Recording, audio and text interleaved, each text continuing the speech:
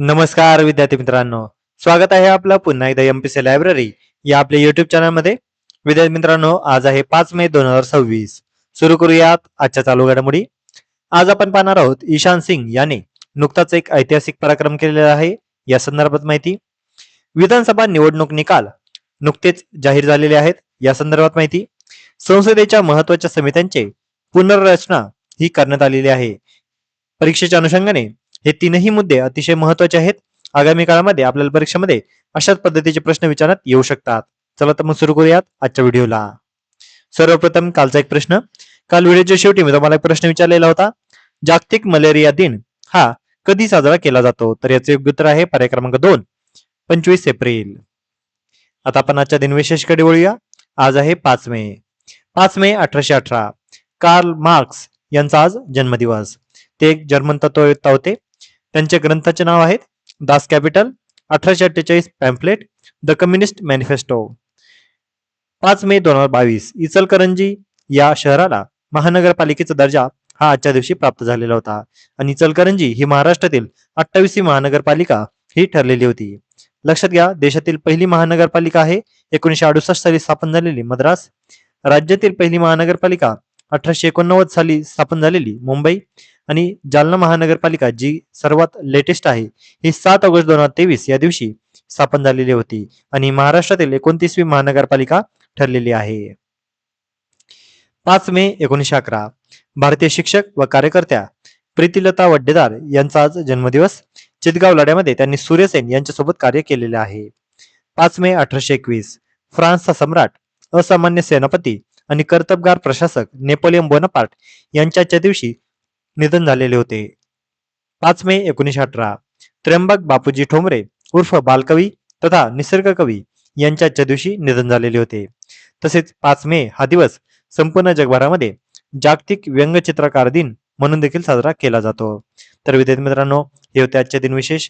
आता आपण आजच्या चालू घडामोडींना सविस्तरपणे जाणून घ्यायला सुरुवात करूया. प्रश्न क्रमांक 1. ईशान सिंग याने कोणती सामुद्रधुनी पार करून नवीन विक्रम केलेला आहे? तर याचे योग्य उत्तर आहे पर्याय क्रमांक 4, पाल्क सामुद्रधुनी. ईशान सिंग याने एक ऐतिहासिक पराक्रम केलेला आहे. वयाच्या अवघ्या 7व्या वर्षी त्यांनी पाल्क सामुद्रधुनी पार केलेली आहे. अवघ्या 7 वर्षाच्या वयामध्ये ईशांकने 29 किलोमीटर लांबीची पाल्क सामुद्रधुनी यशस्वीरित्या पार केली. त्यांनी श्रीलंकेतील तलाई मन्नार ते तामिळनाडूतील धनुषकोडी हा कठीण खुल्या समुद्रातील प्रवास हा पूर्ण केलेला आहे. या अद्वितीय कामगिरीमुळे तो हा पराक्रम करणाऱ्या सर्वात कमी वयाच्या जलतरणपटूंमध्ये सामील झालेला आहे. त्यामुळे नाव लक्षात ठेवा, ईशान सिंग. आणि कोणती त्यांनी सामुद्रधुनी पार केलेली आहे? तर पाल्क सामुद्रधुनी. पाल्क सामुद्रधुनी कोणत्या 2 मोठ्या देशांना विभागते? तर भारत आणि श्रीलंका. पुढचा प्रश्न. 2026-27 साठी अंदाज समितीचे अध्यक्ष कोण आहेत? तर याचे योग्य उत्तर आहे पर्याय क्रमांक 3, डॉक्टर संजय जयस्वाल. संसदेच्या महत्वाच्या समित्यांचे नुकतीच पुनर्रचना करण्यात आलेली आहे. वर्ष 2026-27 साठी या समित्या असणार आहेत. लोकसभा अध्यक्ष ओम बिर्ला यांनी 2026-27 साठी 4 संसदीय समित्यांची पुनर्रचना केली. त्यातील 2 महत्वाच्या समित्या म्हणजे अंदाज समिती. अंदाज समितीच्या अध्यक्षपदी भाजप खासदार डॉक्टर संजय जयस्वाल यांची नियुक्ती करण्यात आलेली आहे.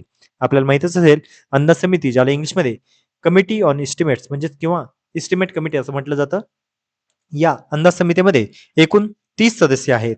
आणि हे 30ही सदस्य लोकसभा याच सभागृहातून येतात. दुसरी समिती आहे सार्वजनिक उपक्रम समिती म्हणजेच कमिटी ऑन पब्लिक अंडरटेकिंग. यामध्ये एकूण 22 सदस्य असतात.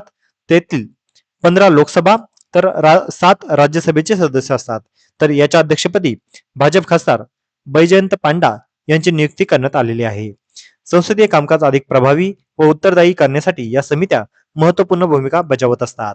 त्यामुळे लक्षात ठेवा, संसदेच्या महत्वाच्या समित्यांचे पुनर्रचना करण्यात आलेले आहे. आणि यांचे अध्यक्ष आपल्याला परीक्षेच्या अनुषंगाने माहिती असणं आवश्यक आहे. पुढचा प्रश्न. सुनेत्रा पवार यांनी किती मताधिक्याने विजय मिळवलेला आहे? तर याचे योग्य उत्तर आहे पर्याय क्रमांक 3, 2,18,930. तर सुनेत्रा पवार यांनी एक ऐतिहासिक विजय आपल्या नावे केलेला आहे. देशातील सर्वाधिक मताधिक्याचा नवा विक्रम त्यांनी आपल्या नावे केलेला आहे. राष्ट्रवादी काँग्रेस पार्टीच्या सुनेत्रा पवार यांनी तब्बल 2,18,930 मतांनी विजय मिळवत इतिहास रचलेला आहे. ही निवडणूक माजी उपमुख्यमंत्री अजितदादा पवार यांच्या अपघाती निधनानंतर झालेली आहे.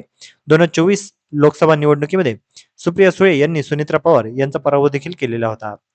तर आता हा जो सुनित्रा पवार यांच्या नावे विक्रम झालेला आहे, याआधी हा विक्रम सुनील कुमार शर्मा साहिबाबाद उत्तर प्रदेश यांच्या नावावर होता. तसेच फक्त बारामतीच नाही तर राहुरी विधानसभा पोटनिवडणुकीमध्ये देखील भाजपाचे उमेदवार अक्षय कर्डिले हे विजयी झालेले आहेत. त्यामुळे लक्षात घ्या, महाराष्ट्रामध्ये 2 ठिकाणी पोटनिवडणूक झाली होती. पहिली म्हणजे बारामती आणि दुसरी म्हणजे राहुरी. तर बारामतीत सुनेत्रा पवार या राष्ट्रवादी काँग्रेस या गटामार्फत विजयी झालेले आहेत. तर राहुरी विधानसभेमध्ये पोटनिवडणुकीमध्ये भाजपचे उमेदवार अक्षय कर्डिले हे विजयी झालेले आहेत. पुढचा प्रश्न, तामिळनाडूमध्ये सर्वात मोठा पक्ष कोणता ठरलेला आहे? तर याचे योग्य उत्तर आहे पर्याय क्रमांक 4 TVK. तर विद्यार्थी मित्रांनो, आपल्याला माहितच आहे की नुकतेच काही विधानसभेच्या निवडणूक निकाल हे आता जाहीर झालेले आहेत. 5 महत्वाची राज्य यामध्ये होती. त्यातील महत्वाचे म्हणजे पश्चिम बंगाल, तामिळनाडू, केरळम, आसाम आणि एक केंद्रशासित प्रदेश म्हणजेच पुदुच्चेरी. तर आता एक एक आपण निकाल जे काही आपल्याला आतापर्यंत जाहीर झालेले आहेत ते थोडक्यात पाहूया. पश्चिम बंगालमध्ये एनडीएने आघाडी घेतलेली आहे आणि तिथे एनडीएने स्थिर बहुमतासह सत्ता स्थापन करण्याच्या तयारीत आहेत. म्हणजेच आता पश्चिम बंगालमध्ये ममता बॅनर्जीचा तृणमूल काँग्रेस याला पराभव स्वीकारावा लागलेला आहे आणि आता तिथे भाजपाने आता मुसंडी मारलेली आहे. तामिळनाडू या राज्यामध्ये सर्वाधिक धक्कादायक निकाल जाहीर झालेले आहेत. तामिळनाडूमध्ये राजकीय समीकरणे बदललेली आहेत. येथे TVK म्हणजेच आपल्याला माहितच आहे सिनेस्टार सुपरपद विजय म्हणजे हा जो विजय आहे तलपती विजय याचा जो पक्ष आहे त्याचं नाव आहे TVK पक्ष आणि हा TVK पक्ष या राज्यामध्ये सर्वात मोठा पक्ष म्हणून समोर आलेला आहे. या ठिकाणी AIADMK आणि DMK हे दोन्ही महत्वाचे पक्ष पिछाडीवर गेलेले आहेत.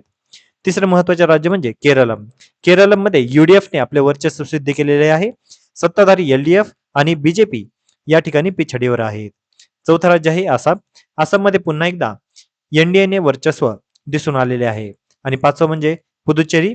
पुदुच्चेरी या केंद्रशासित प्रदेशामध्ये NDA आणि इंडिया या दोन्ही आघाडीमध्ये चुरशीची लढत पाहायला मिळालेली आहे आणि या ठिकाणी मात्र एक काही महत्वाचे प्रादेशिक पक्ष देखील विजयी झालेले आहेत. त्यातील महत्वाचा पक्ष म्हणजे पुदुच्चेरीतील AINRC याने 10 जागा मिळवत सर्वाधिक मोठा पक्ष याचा बहुमान मिळवलेला आहे. हे पाचही राज्य आपल्याला परीक्षेच्या अनुषंगाने देखील महत्वाचे आहेत आणि आता बाजूच्या मॅपमध्ये तुम्ही पाहत आहात की जे 5 राज्य होते ज्या ठिकाणी आता हे निवडणूक झालेली होती या ठिकाणचे आता निकाल हे जाहीर झालेले आहेत.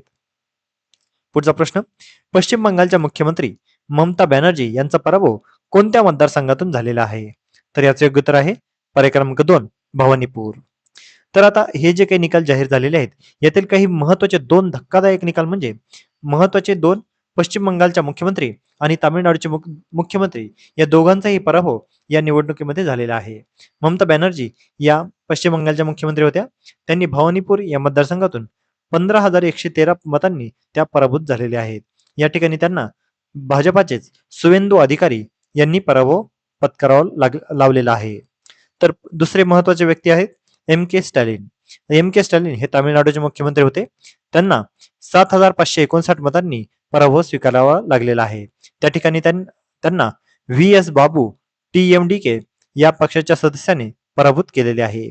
त्यामुळे लक्षात घ्या हे दोन्ही पराभव आपल्याला परीक्षेच्या अनुषंगाने देखील माहिती असणं आवश्यक आहे. तर विद्यार्थी मित्रांनो, या होत्या आजच्या चालू घडामोडी. आजच्या महत्त्वपूर्ण चालू घडामोडी आधारित मी आता एक प्रश्न विचारणार आहे ज्याचं उत्तर तुम्ही सर्वांनी आता कमेंटमध्ये द्यायचं आहे. प्रश्न आहे, तामिळनाडूचे मुख्यमंत्री MK स्टॅलिन यांचा पराभव कोणत्या मतदारसंघातून झालेला आहे? तर यासाठीचे पर्याय आहेत कोल्हापूर, चेन्नई सेंट्रल, कोयंबतूर की मदुराई. तर विद्यार्थी मित्रांनो, तुम्ही सर्वांनी आता या प्रश्नाचं योग्य उत्तर कमेंटमध्ये द्यायचं आहे. जे कोणीही विद्यार्थी या प्रश्नाचं योग्य उत्तर कमेंटमध्ये देतील त्याच्या कमेंटला नक्कीच लाईक देखील देण्यात येईल. तर विद्यार्थी मित्रांनो, या होत्या चालू घडामोडी. तर अशाच अधिकाधिक इन्फॉर्मेटिव्ह कंटेंटसाठी आपली MPSC लायब्ररी या YouTube चॅनलला सबस्क्राईब आणि शेअर करायला अजिबात विसरू नका. धन्यवाद.